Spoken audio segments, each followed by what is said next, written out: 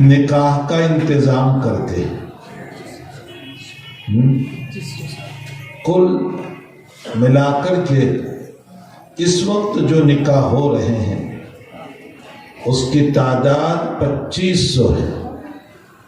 آپ انداز لگائیں کہ 2500 نکاح کروا رہے ہیں. جھوٹے وعدے نہ کرو اللہ کو کہ 56 کروڑ کا چوتھائی مل جائے تو میں بھی بہت دوں گا. وہ دینے والا دل بھی ہونا چاہیے. صبح میں قریباً کتنے ہوئے؟ 48 نکاح صبح میں ہوئے اور ابھی کچھ 35-40 نکاح ہوئے.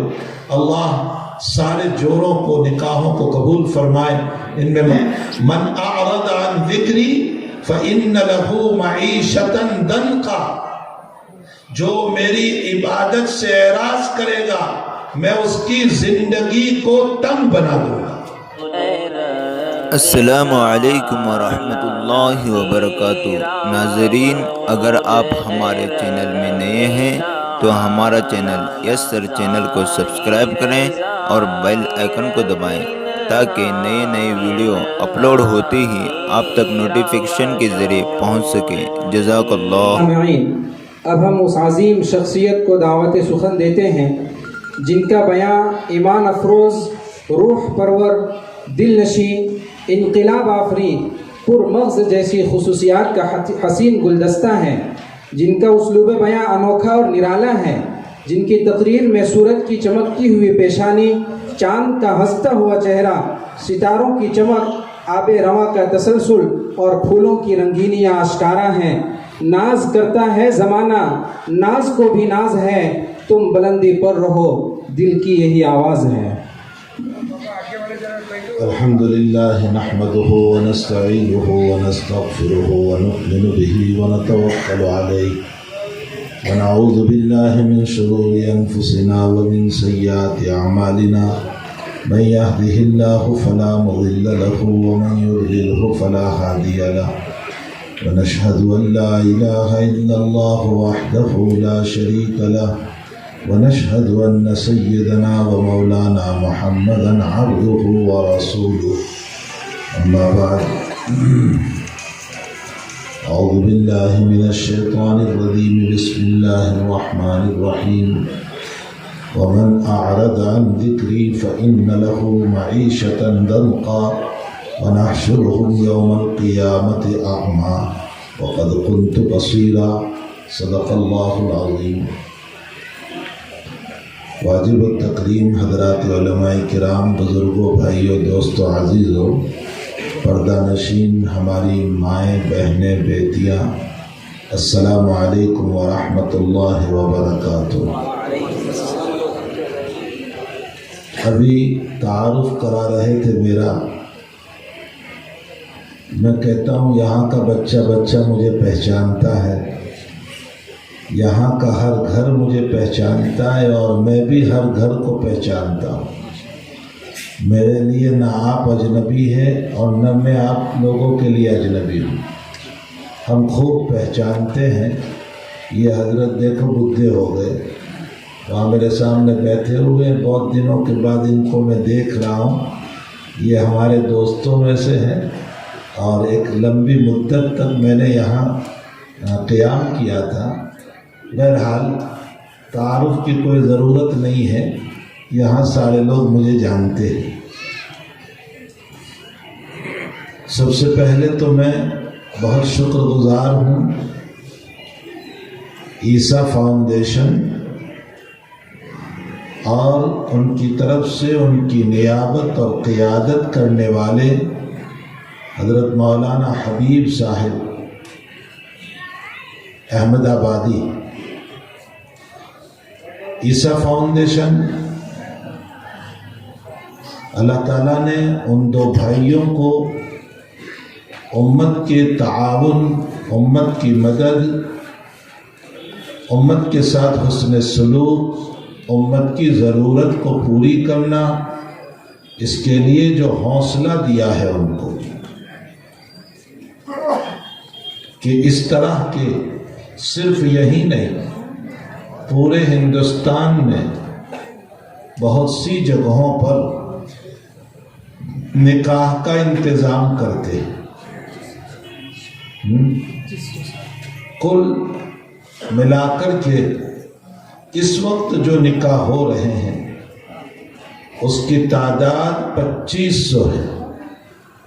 آپ انداز لگائیں کہ 2500 نکاح کروا رہے ہیں. اور مولانا عارف صاحب ایک نکاح پر کتنا خرچہ ہے؟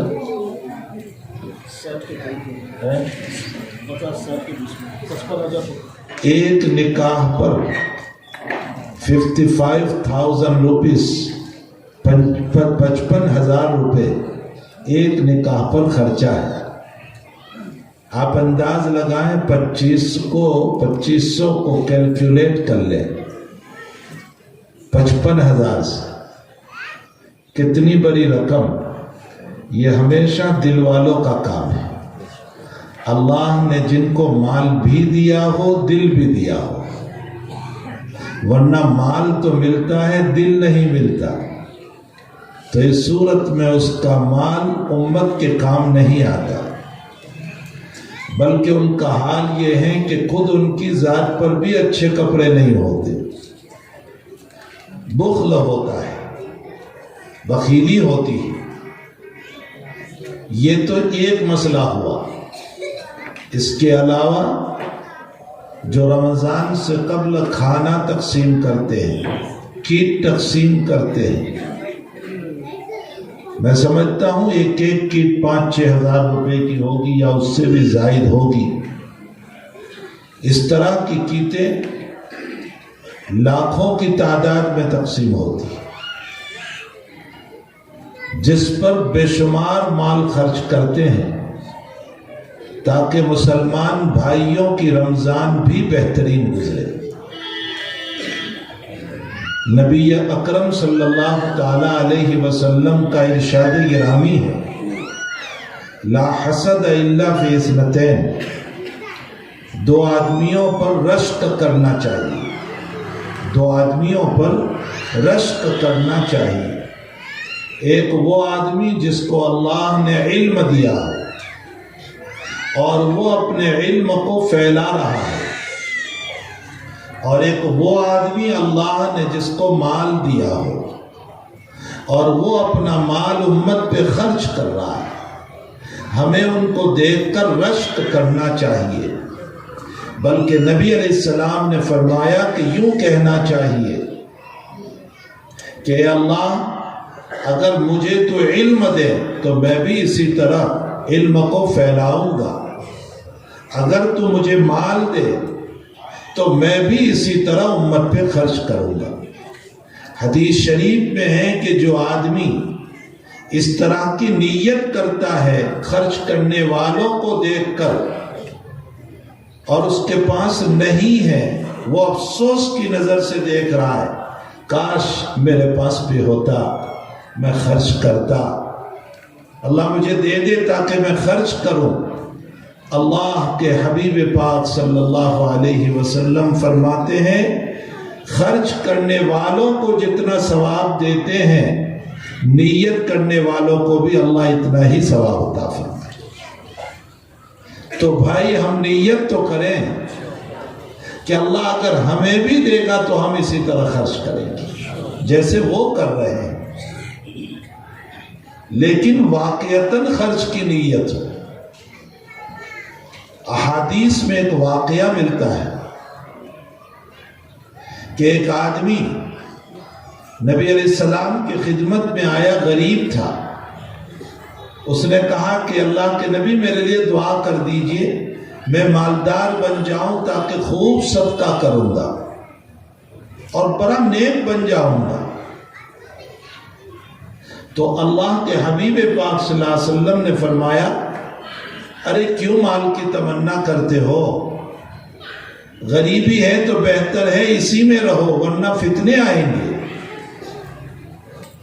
اس وقت تو وہ چلے گئے.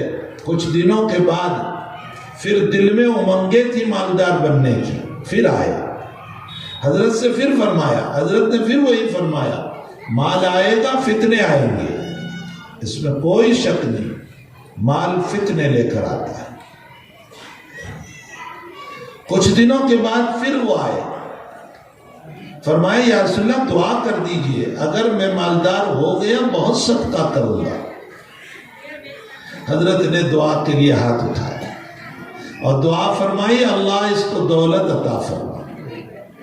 نبی کے قبولیت والے ہاتھ واپس کہاں ہو سکتے ہیں؟ دعا قبول ہو گئی۔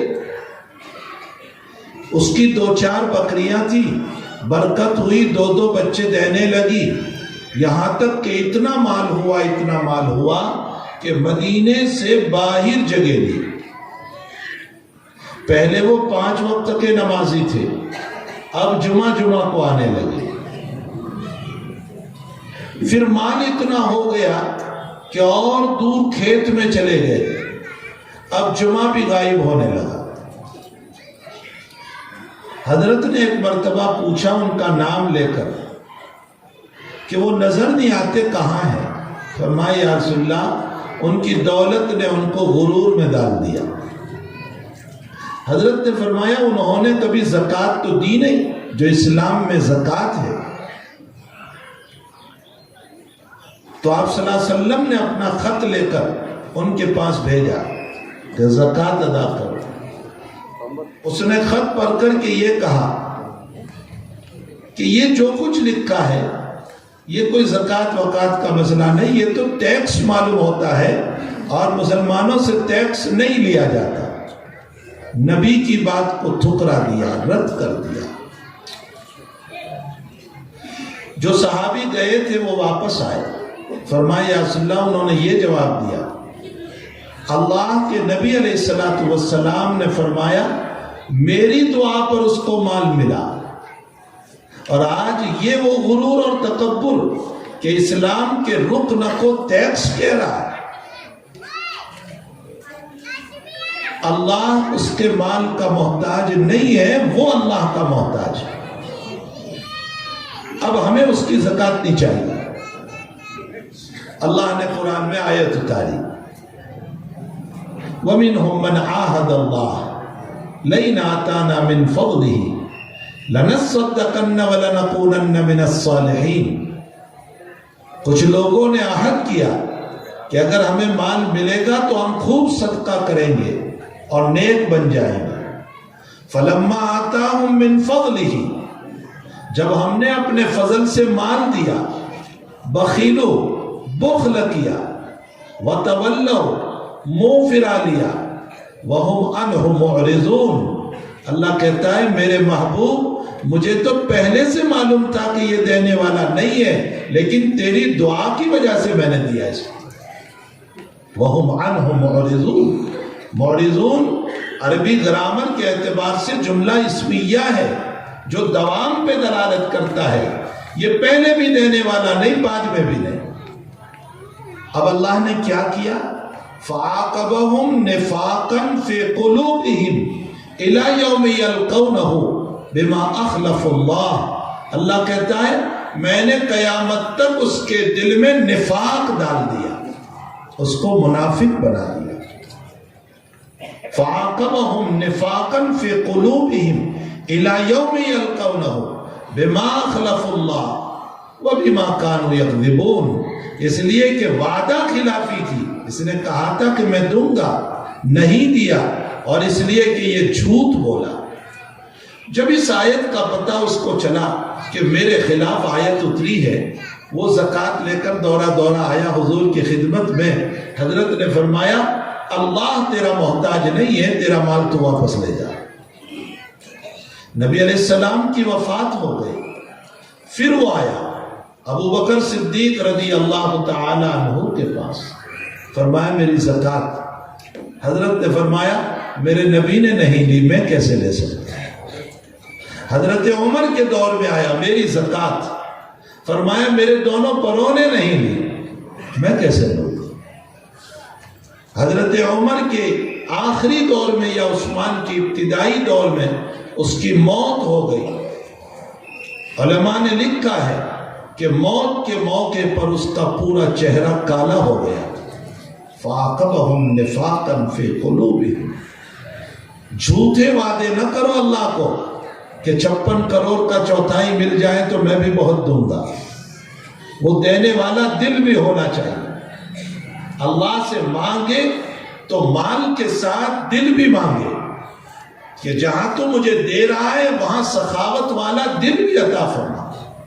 حضرت عمر رضی اللہ تعالیٰ عنہ ایک دعا کیا کرتے تھے، امام بخاری نے اس کو نقل فرمایا، ارشاد فرماتے اے اللہ مال کی محبت بھی تو نے ہی دی، مال کی محبت بھی تو نے ہی دی، تو خرچ کرنے کا شوق بھی تو ہی عطا فرما، خرچ کرنے کا شوق بھی تو ہی عطا فرما، اللہ ہی دینے والا ہے۔ تو جب مال مانگے دل بھی مانگے، دینے والا دل مانگے، اور اللہ کے شکر گزار بندے بنے۔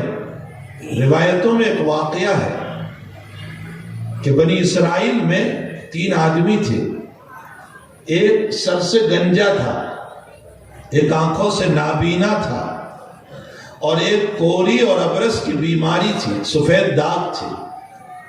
اللہ نے فرشتے کو انسانی شکل میں بھیجا، وہ کوری کے پاس آیا، تجھے کیا چاہیے؟ اس نے کہا میرے داغ صحیح ہو جائے۔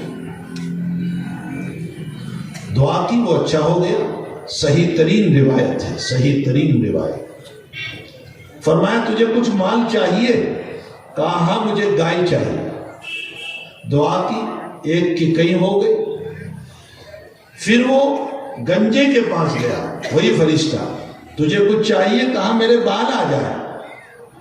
دعا کی، بال آ گئے۔ کہا تجھے کچھ چاہیے؟ اس نے کہا مجھے اونٹ مل جائے، بس اللہ نے دے دیے۔ نابینا کے پاس گیا، تجھے کچھ چاہیے؟ اس نے کہا میری بینائی آ جائے۔ دعا کی، بینائی آ گئی۔ اس کے بعد اب تجھے کچھ مال چاہیے؟ اس نے کہا مجھے بکریاں چاہیے۔ اللہ نے اس کو بھی دے دی۔ اب اس میں اضافہ ہوتا رہا، بڑھتا رہا مال۔ وہی فرشتہ پھر انسانی شکل میں امتحان کے لیے آیا۔ ہاں اللہ دے کر امتحان بھی لیتا ہے، یہ مت سمجھنا کہ وہ امتحان نہیں لیتا، امتحان بھی لیتا ہے۔ وہی فرشتہ آیا، وہ پہلے کوری کے پاس گیا، بھائی میں غریب آدمی ہوں، یہ گائے تیرے پاس ہے، بہت ہے، مجھے بھی کچھ دے دے۔ وہ کہنے لگا نہیں، کچھ نہیں ملے گا۔ کہا بھائی دیکھو تو تو غریب تھا، کوری تھا، ابرس کا بیمار تھا، سفید داغ تھے اور غریب تھا، یہ تو کسی کی دعا سے ملا۔ کہا نہیں، یہ تو نسلاً بعد نسلی میرے وہاں چلا آیا ہے، کوئی دعا ہوا نہیں، اور میں تو پہلے سے اچھا ہوں۔ تو فرشتے نے دعا کی، اللہ اگر یہ جھوٹا ہے تو اصلی حالت پر لوٹا دے۔ جانور مر گئے، سفید داغ ہو گئے۔ پھر وہ گیا، وہی فرشتہ انسانی شکل میں گنجے کے پاس، اس نے بھی یہی جواب دیا۔ اللہ نے اس کو بھی اصلی شکل پر لوٹا دیا۔ پھر وہ نابینا کے پاس گیا، اس سے کہا میں غریب ہوں، میری مدد کر۔ اس نے کہا کہ بھئی اللہ ہی کا دیا ہوا ہے، جتنی بکریاں چاہے لے جا، یہ اسی رب کا دیا ہوا ہے، میں تو نابینا تھا، غربت تھی، اللہ نے مجھ کو دیا، لے جا تو۔ اس نے کہا مجھے نہیں چاہیے، میں امتحان کے لیے آیا تھا، پہلے 2 تیرے بھائی ناکام ہو گئے، تو کامیاب ہو گیا، اللہ تیری روزی میں برکت عطا فرمائے۔ شکر کا مزاج ہونا چاہیے۔ ہمارا ناشکری کا حال یہ ہے، دکان چل رہی ہے، ٹھیک ہے، کاروبار ہو رہا ہے، ٹھیک ہے، کوئی بھی مسئلہ، 1 کی 2 دکان، 2 کی 3 4 ہو گئی تو بھی شکر کا لفظ نہیں، ٹھیک ہے۔ اچھا سا مکان دیا ہے، کہتے ہیں جھونپڑا ہے۔ کسی مہمان کو دعوت دیتے ہیں، کہتے ہیں جھونپڑے پر تشریف لے آئے۔ یہ اللہ کی نعمت کی ناشکری ہے۔ اگر دیا ہے تو کہیے میرا مکان ہے، آئیے۔ اس کو جھونپڑا کہنا یہ غلط بات ہے، یہ ناشکری ہے۔ تو بہرحال رب کریم نے جہاں ان دونوں بھائیوں کو دولت عطا فرمائی، وہاں دل بھی دیا، اور اللہ کا فضل ہے، وہ بہت دور رہتے ہوئے اپنے ملک میں غریبوں پر خرچ کر رہے ہیں، اور صرف مسلمانوں کے نکاح نہیں، نان مسلموں کے نکاح بھی وہ کرا دیں، اور مسلمانوں کو مدد نہیں، गरीबों की भी मदद कराते हैं, वो हॉस्पिटलें भी चलाते हैं। अभी करीब ज़माने में उनके वालिद साहिब का इंतकाल हो गया, करीबन 5-6 महीने हुए। हम दुआ करें अल्लाह ताला उनके वालिद साहब की मग़फ़िरत फरमाए। वो यूके के दावत व तबलीग के मेन शूरा में से थे। उनके वालिद साहब जो थे वो पूरे यूरोप के, सिर्फ यूके के नहीं, पूरे यूरोप की दावत व तबलीग की जो शूरा थी उसके वो जिम्मेदार थे। लेकिन अल्लाह के वहां जाना हर एक को है। वो दुनिया से गए लेकिन अपने इन लालों को छोड़ कर गए जो अपनी भारी कमाई को लोगों पर खर्च कर रहे हैं। अल्लाह उनकी कमाई में बरकत दे, उनकी तिजारत में बरकत दे, उनके कारोबार में बरकत दे। और हमारे मौलाना हबीब साहब और उनके नाइब जो यहाँ आए हैं मौलाना आरिफ साहब, जो हर जगह दौड़ते रहते हैं, ये मामूली काम नहीं है। आज यहाँ है, कल वहाँ है, परसों वहाँ है। हमें 2 दिन सफ़र होता है तो 10 दिन आराम चाहिए। ये तबीयत के मोते होकर के दौड़ रहे हैं, कोई मामूली काम नहीं है। अल्लाह इनको जज़ाए खैर अता फरमाए कि इन्होंने हमारे इलाके पर तवज्जो की और हमारे लिए निकाह का भी रास्ता निकाला और कीद तकसीम का भी रास्ता निकाला। और भाई इनसे बढ़कर सबसे बड़ी चीज हमारा दारुल-उलूम है। अगर दारुल-उलूम न होता तो ये सब हम तक कैसे पहुंचते? मदरसा न होता अनवारुल-उलूम तो ये सब हम तक कैसे पहुंचते? ये अनवारुल-उलूम की बरकत हुई कि मौलाना हबीब साहब भी यहाँ आए। ये अनवारुल-उलूम की बरकत हुई कि मौलाना आरिफ साहब भी आए। ये अनवारुल-उलूम की बरकत हुई कि हमारे मुफ्ती साहब भी तशरीफ लाए। यह अनवारुल-उलूम की बरकत है कि हमारे मुफ्ती सादिक साहब, मौलाना साले साहब और ये उलमाए किराम जो हैं वो तशरीफ लाए हैं। और दारुल-उलूम ही की बरकत है कि ये 2 साल से निकाहों का इंतज़ाम हो रहा है और 3 साल से कीद तकसीम का निज़ाम हो रहा है। ये एक दीनी जो हमारे वहाँ फव्वारा फूटा हुआ है, इसी की बरकत। हक़ तआला जल्ल शानहू व अम्मा नवालहू इस दारुल-उलूम की हिफाजत फरमाए, अनवारुल-उलूम की हिफाजत फरमाए, उसके जिम्मेदारों की हिफाजत फरमाए, उसके उलमा की हिफाजत फरमाए, उसके नाज़िमीन की हिफाजत फरमाए, पूरी बस्ती की हिफाजत फरमाए। हमारे अजीज तलबा को जो मुतअल्लिमीन हैं, जो पढ़ते हैं, अल्लाह उनको उलूम नाफ़िआ से मालामाल फरमाए। अल्लाह उन तमाम के सीनों को गंजीने उलूम बना दे और उनके सीनों में अल्लाह ताला उलूम को डाल दे।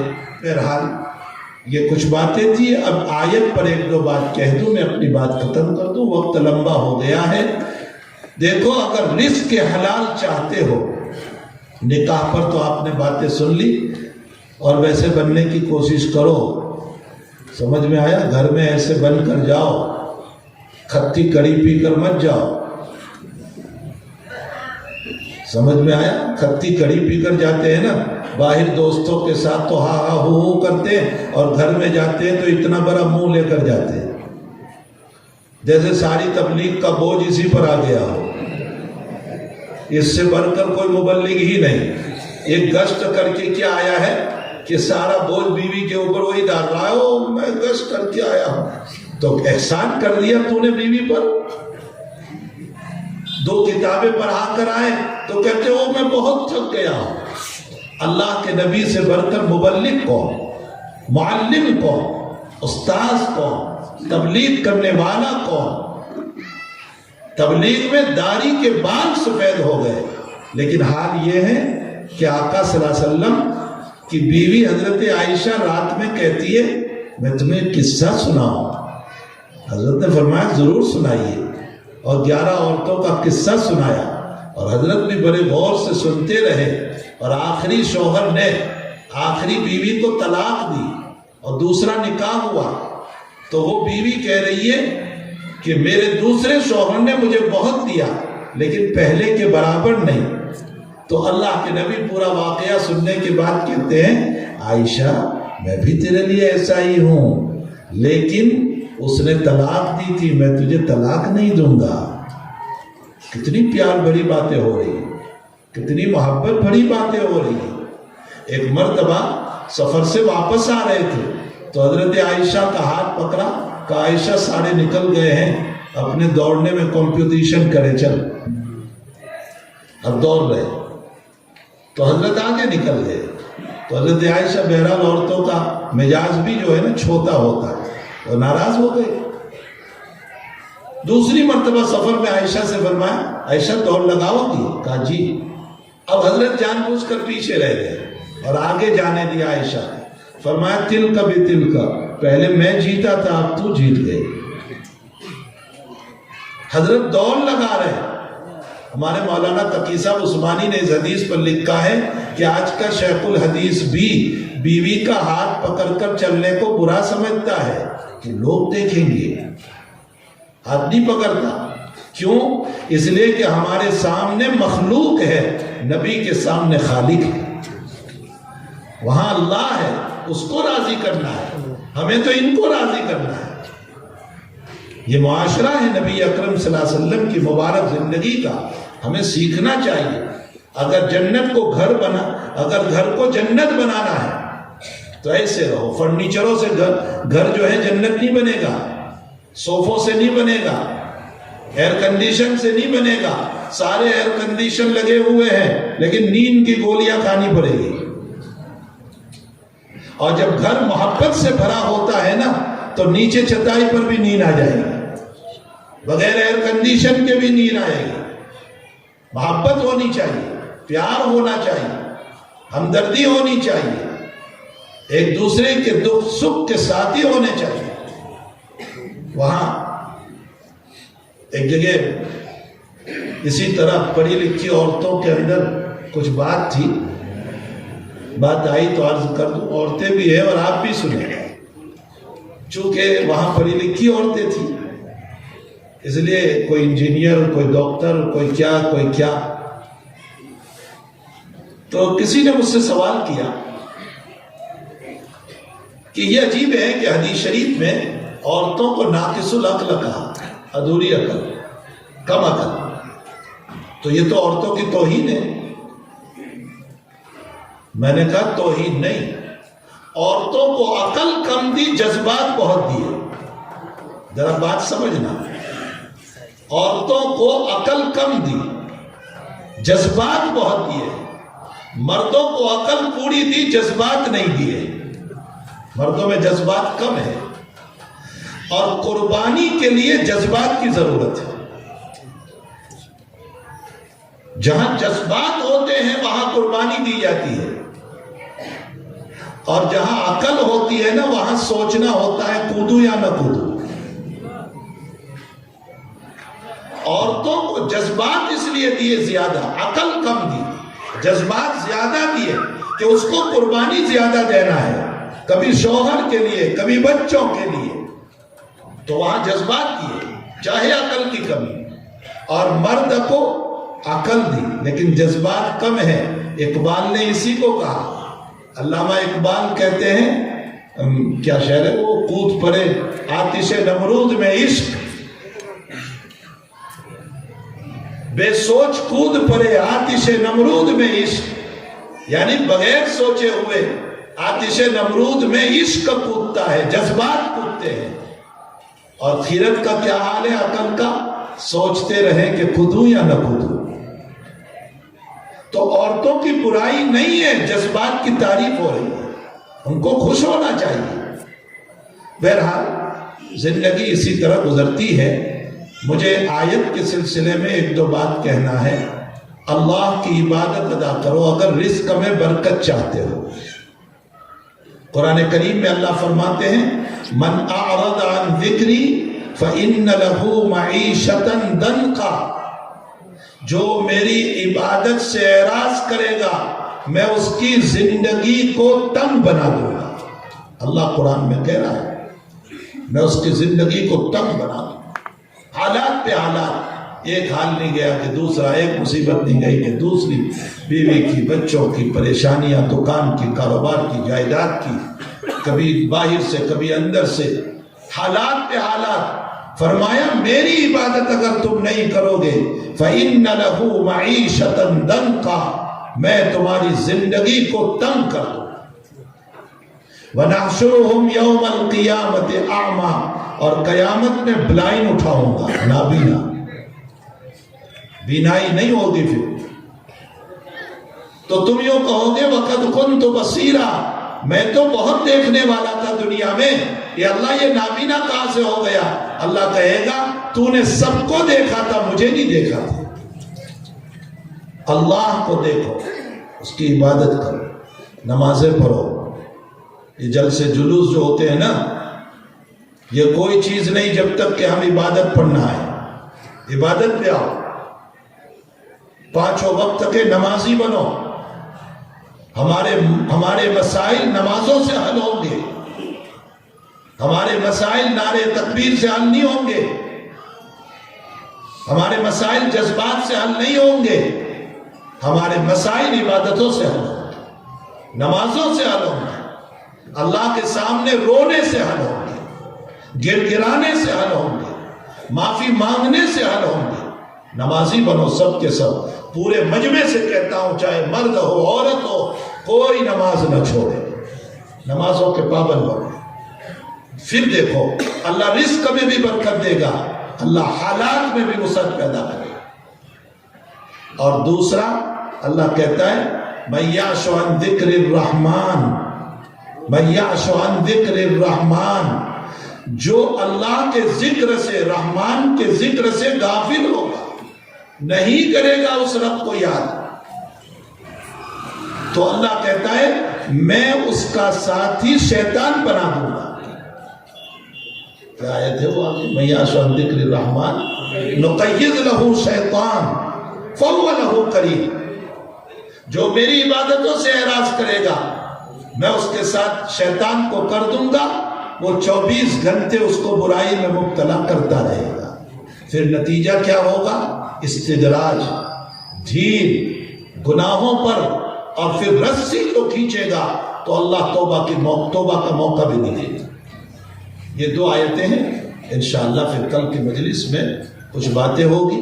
اللہ جل شانہ وعم نوالہ ہم تمام کو اپنے عبادت گزار بندے بنائے، شکر گزار بندے بنائے، اپنے مطیع اور فرما بردار بندے بنائے. اللہ اپنے نافرمان بندے بننے سے، ناشکرے بننے سے اللہ ہم سب کی حفاظت فرمائے.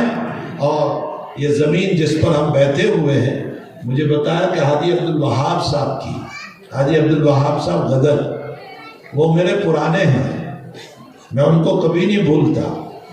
دارالعلوم کی بنیاد سے پہلے وہ میرے ساتھ چلتے تھے. میں جب بھی جامع مسجد میں آتا تھا اس وقت وہ شباب پر تھے، اور جامع مسجد کے لیے بھی ان کی قربانیاں تھیں، اور وہ میرے ساتھ ساتھ تھے. اس دارالعلوم کی ایک ایک اینٹ میں ان کا پسینہ ہے، میں ان کو بھول نہیں سکتا. انہوں نے کھڑے رہ کر اس مدرسے کو تعمیر کرایا تھا. حق تعالی آج وہ ہم میں نہیں ہے. اللہ ان کی قبر کو نور سے منور فرمائے، ان کے درجات کو بلند فرمائے، ان کی بال بال مغفرت فرمائے. انہوں نے پہلی مسجد جو بنائی تھی تو میرے ہی ہاتھوں سے سنگ بنیاد کرائی تھی اور افتتاح بھی کرایا. وہ جو قبرستان کے اندر مسجد بنی تھی، رابعہ مسجد. اس کے بعد یہاں دوسری مسجد انہوں نے بنائی. یہ سب ان کے لیے ذخیرہ آخرت ہے، ان کے لیے، ان کی آل اولاد کے لیے، ان کے رشتہ داروں کے لیے، ان کے بھتیجوں کے لیے. اللہ ان کی مغفرت فرمائے. مجھے جس وقت ان کے انتقال کا پتہ چلا، میں یہاں نہیں تھا، میں فورن میں تھا. اگر میں ہوتا تو ضرور فوراً آ جاتا، میں فلائٹ سے ان کے جنازے میں آتا، لیکن میں یہاں نہیں تھا. میں نے ان کے لیے دعا کی اور مدرسوں میں دعا کرائی. بھائی اچھوں کا اچھا ہی بولا جائے گا، اور بروں سے متعلق کہا جائے گا خس کم جہاں پاک، اچھا ہوا جا دنیا پاک ہو گئی. اچھے بن کر زندگی گزارے تاکہ ہمارے مرنے کے بعد باڈی مر جائے گی لیکن ہماری زندگی زندہ رہے گی، لوگ ہمیں یاد کرتے رہیں گے، تو ہم زندہ ہمیشہ رہیں گے. اللہ تعالیٰ تمام مرحومین کی اس بلا اور وبا میں جو کورونا کی بیماری چلی، ہم اپنے بے شمار لوگوں کو قبرستان پہنچا چکے ہیں۔ اللہ ہم سب کی مغفرت فرمائے۔ میرے شاگرد رشید جن کو مجھ سے بڑی محبت تھی، ارشاد رحمت اللہ علیہ قاری ارشاد سے جو مشہور تھے، وہ اپنے جوان اولاد اور جوان بیوی کو چھوڑ کر چلا گیا۔ ہمارے یہاں امتیاز کر کے، کون سا گاؤں اس کا تھا، رائے باغ میں میرا بہت پیارا شاگرد تھا، وہ بھی جوانی میں اپنے بچوں کو بیوی کو چھوڑ کر چلا گیا۔ میرے کئی شاگرد جو مجھ سے محبت کیا کرتے تھے وہ دنیا سے رخصت ہو گئے۔ جب مجھے ان کی اطلاع پہنچی، بلا مبالغہ کہتا ہوں، میں رات بھر نہیں سویا، کروٹیں بدلتا رہا۔ ان کے لیے میں دعائیں، میری اولاد ہے یہ سب، اگر میں میری اولاد کے لیے روتا ہوں تو میری روحانی اولاد کے لیے بھی میں روتا ہوں۔ یہ سب میری اولاد ہے جو یہاں آئے ہوئے ہیں، میں ان کو بہت چاہتا ہوں، یہ میرے دل کی دھڑکن ہے، میری آخرت کے بچاؤ کا ذریعہ ہے۔ اللہ مجھے انہی کی بدولت معاف کرے گا، ورنہ مجھے میری عبادت پر کوئی بھروسہ نہیں۔ میں سچ کہتا ہوں، مجھے میری عبادت پر کوئی بھروسہ نہیں ہے کہ میری نماز سے کچھ ہوگا۔